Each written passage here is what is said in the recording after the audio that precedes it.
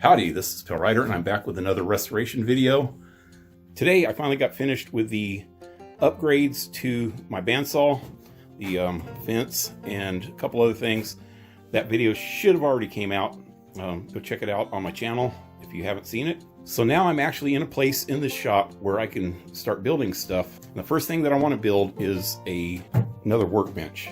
This is just a cheap workbench that fell apart, and I put a top on, and the top's all messed up now because it was sitting out in the rain for months. Plus, if you've seen in the last video when I was playing the top of this resaw fence, this thing was shaking like crazy.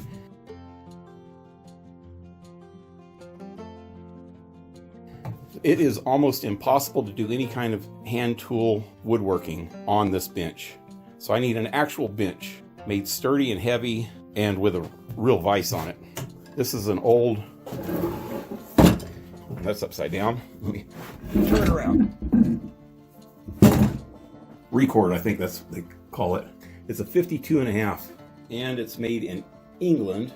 I got this on Craigslist a while back. I think I got paid $15 for it. So this is what I need to restore. I need to restore this before I make the bench so that I can put this on the bench. I don't have a lot of room in here, so I'm going to make the bench pretty small, only 4 foot wide and deep enough to fit this vise. Although I will have to take off a lot of rust and smooth it out. It's not in too bad a shape.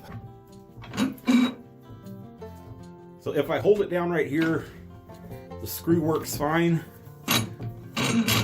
But the problem why I have to hold it down here is it has this quick release switch that disengages this piece from the screw so that it'll slide in and out. Kind of hard to do when it's not bolted down.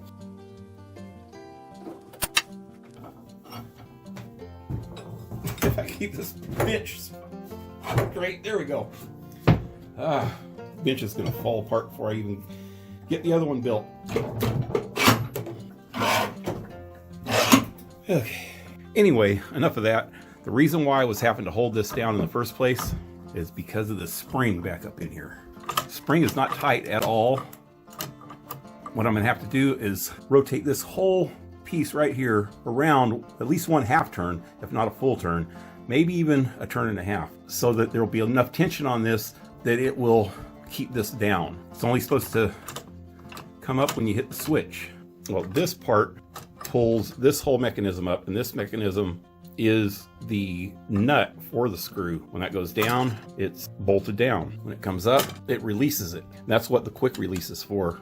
There's no way to really do that without taking the screw completely out. So now that I'm getting ready to restore it, I'll take the screw out, I'm gonna pop this out and pull that out, and then I'll be able to, after I clean it all up and repaint it, then I'll be able to twist that around before I put the screw back in. And I'm hoping that'll take care of the problem. If not, I'm just gonna have to get a new spring. Anyway, I will be getting to this tomorrow.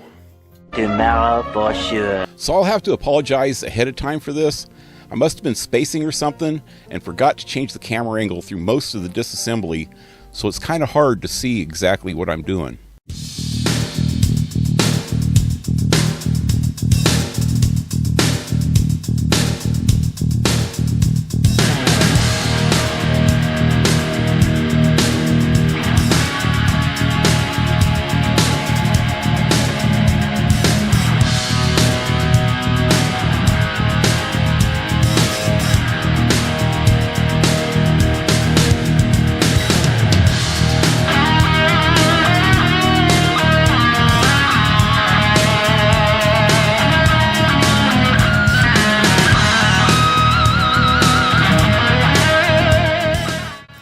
Alright, got it completely apart.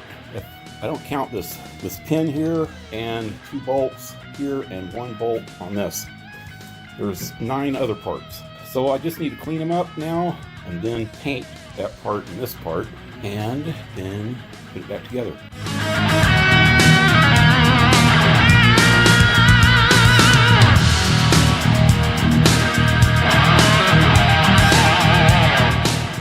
Alright, to get in these holes, found a dowel that would fit in, and I used Super 77, and I glued on a piece of 150 grit sandpaper and wrapped it up with rubber bands. I'm going to let that dry, and then I'm going to sand these out. with my brown paper bag and my take-home pay.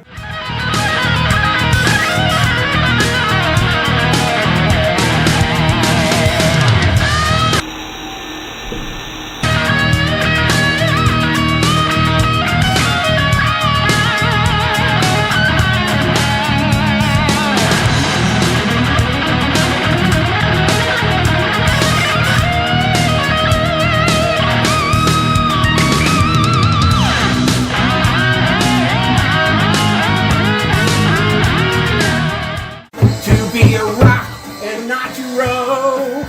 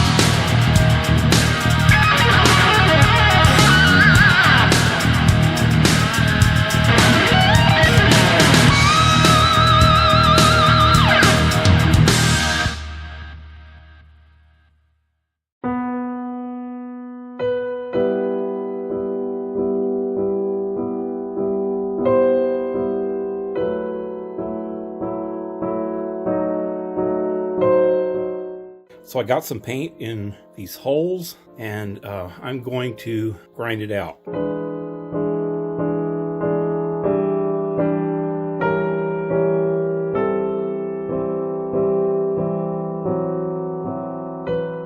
So now I'm ready to put it back together, but before I do that, all these unpainted surfaces, I need to put some paste wax on.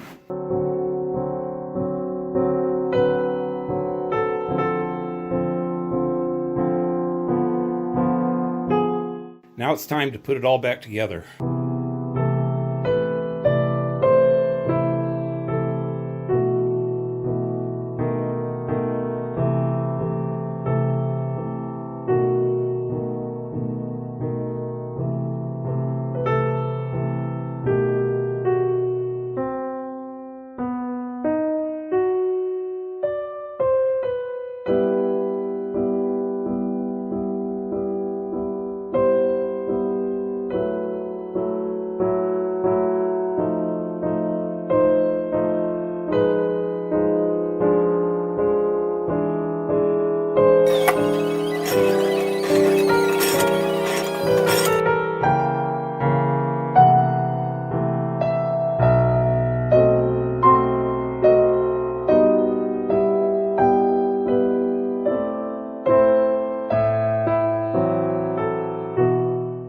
Right, so that took a lot of finagling with 2 hands to get this in.